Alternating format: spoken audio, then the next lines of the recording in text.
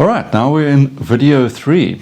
This is the series where I've been discussing how to use more natural greens by mixing your own green color. We've been working in acrylics, and in video 1 I showed you my acrylic mixing recipes to get natural yellow greens and make your landscapes look more vibrant. And in the second video we did the blocking in to show you what an improvement the natural greens are making to the landscape. And in this video I'm going to finish that landscape painting, because a lot of you have been asking, well, what now? You've done the block in, how do I layer the colors and build it up and get a finished painting? So that's what we're going to do this video. Nice and simple, bringing this little block in to a completed painting. Let's have a look.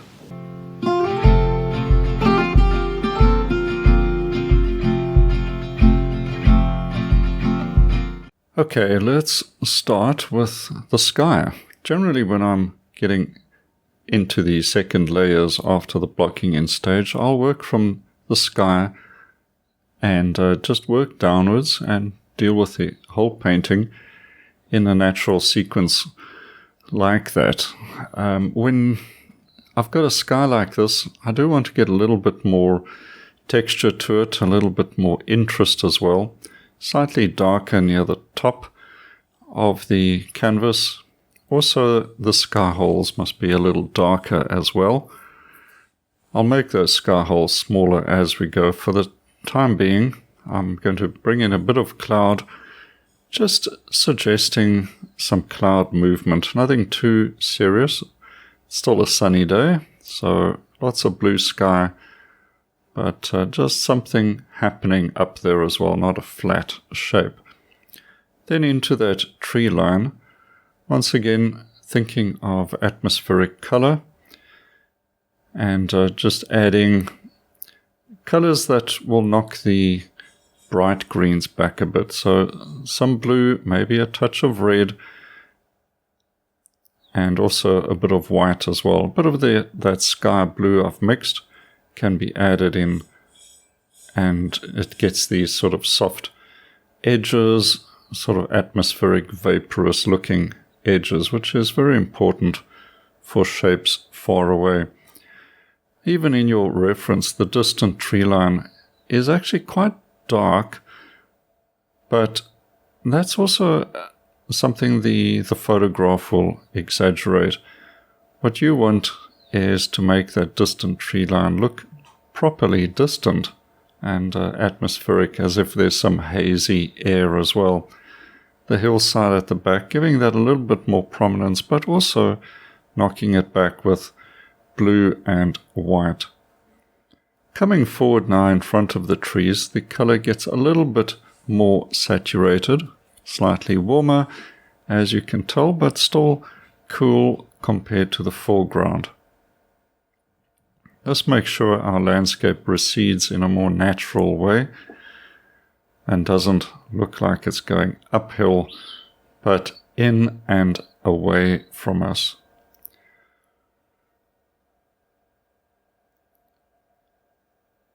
Just adding a little warmer color, which means a bit more yellow.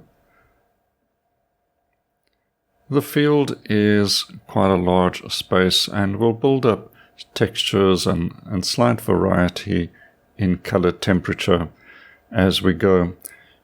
For the first stage, I'm just bringing the color temperatures forward, warming the color up with more yellow, and getting that coverage before we start fine-tuning and adding more texture.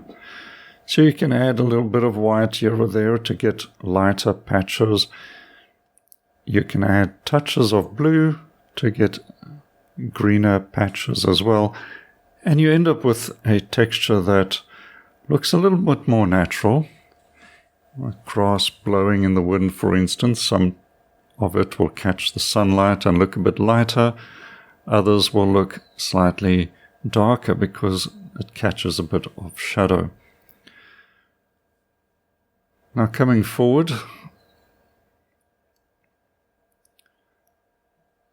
I'm bringing in slightly little color temperature changes as well. Touches of green, cooler greens, and they will contrast against the warmer greens. Overall, the foreground remains warm and sunny, so it's always a predominance of yellow, but I also want variety. This is the key. We don't want simply a flat shape like we had with the blocking in stage. We've got to add some variety, some interest, and this means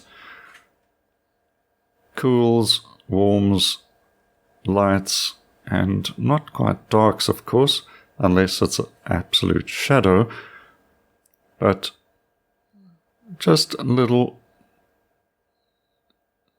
changes of color temperature. I think that's the main thing. So the dirt road gets warmed up a bit in the sunlight, lightened up slightly, but not making that burnt sienna cold with too much white paint. In the trees, I'm going for that eucalyptus tree look, so I've got some of those typical colors you would find in a eucalyptus tree. There'll be the warm greens, there'll be touches of almost a brownish leaf as well. And then in the shadows, the cooler blues. And we get a whole variety of shapes. Of course, where the sun is hitting the tree, there's going to be some lights, and we'll finish off with those to give that tree a lot of movement and interest. The foreground shadows, I want to just darken that a little bit, adding some ultramarine blue, some cerulean blue, some yellow, creating a bit of dappled light around the tree, and just building up the textures. Different blues, the cooler cerulean adds a nice little color touch as well, but it all still remains within the shadow value. Just showing you little tweaks you can make.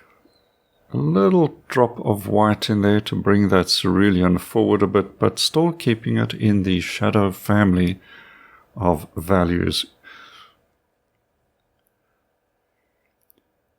Turning the brush back and forth with a couple of colors on the brush, and you get an interesting surface.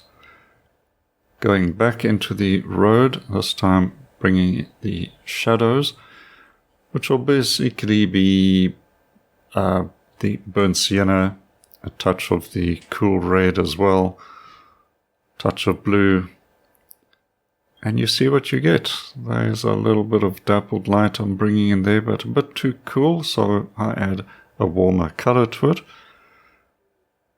And now we've got a bit more of an interesting looking little road there, and now I'm bringing in some highlights, creating a sense of dappled light with also a bit of a zing to it.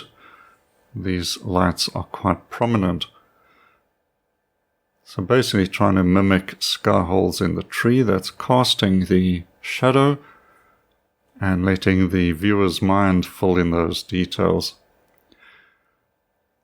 Now we need to get some body to the tree trunk, some color, some shadow, just generally a bit of strength to that tree trunk, using it to bring in reddish colors as well, which contrast nicely with all the greenery. Highlights on the correct side of the tree where the sunlight is coming from. And then I can re-establish the fence posts. I've got to remind myself not to make the fence posts too thick, too broad. So I will use some of the background color to cut in here or there and just reduce the size of those fence posts as we go along. Bringing in a warm green now to get that, as I said, that typical eucalyptus color, but bringing in lighter colors, and then we'll work towards some highlights. Copying some of that color into the edge of the grass to add a little bit of shape variety. Variety is the key. It's so important. All these little extra shapes keep the eye interested, but you're not over-emphasizing anything. It's an overall scene, and you want the viewer to explore it.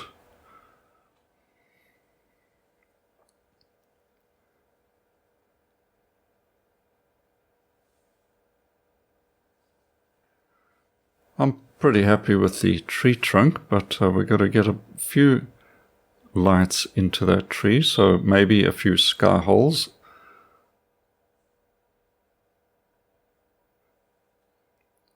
And that does add a little bit of zip to those colors. And then we'll bring in a few of those blues into the top of the tree trunks, I beg your pardon, top of the fence posts, so they're not too dark against the light background and kind of picking up some of the reflected light from the sky. Well, at least that's what I tell myself, and it seems to fit in with the general scheme of the painting. I don't really like to have fence posts in the foreground typically, but when I do, it mustn't look like a dark silhouette. I'm always thinking about using atmospherics to soften up edges here or there. Here we are bringing some of those lights I spoke about earlier to add a little bit of spark to that eucalyptus, and I'm going to finish off with a few big strokes, getting out the large flat brush, scumbling some color, just dragging the wet paint over the semi-dry paint to get that broken light effect. Cut in here or there and add in a few little sparks of nice yellow. Alright, rebuild the fence, fix up that fence with also combining some of the ultramarine, cerulean and burnt sienna to get some color variety and color temperature variation even in the fence posts as well. Don't make everything too solid. Drag the brush, get a bit of broken color.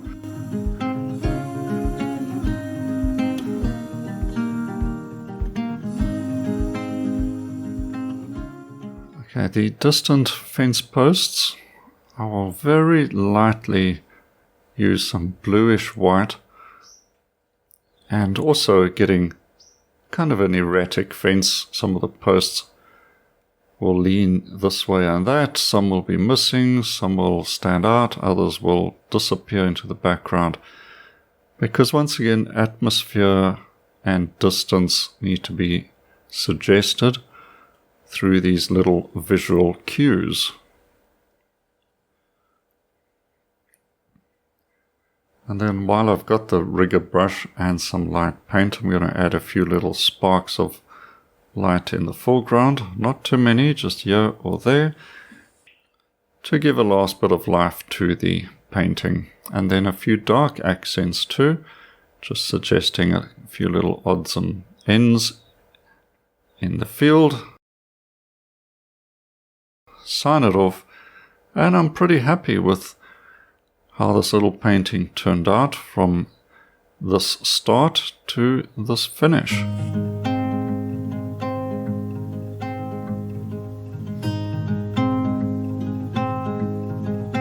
Well, I hope you enjoyed this little series, another three-parter where we've dealt with some real problems, and that is how to mix your green colors for vibrant and interesting landscapes.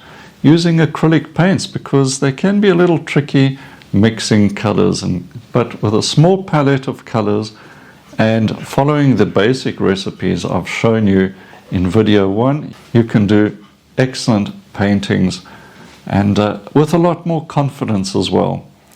Now, if you enjoyed this series, please share it with your painting friends as well. Subscribe to the channel, because I hope to do more 3-parters like this and give you a real big picture and show you skills that you can apply in your next painting. A few freebies for you as well. I've got a free course for you up here, and of course the free subscription to Create Art magazine, a link in the description below. You don't want to miss that. It's an amazing magazine, over 100 pages, and we bring one out every second month, so get your subscription and you won't miss that. Alright, plenty to do, plenty to look at and get inspiration from. So until next time, happy painting and cheers for now.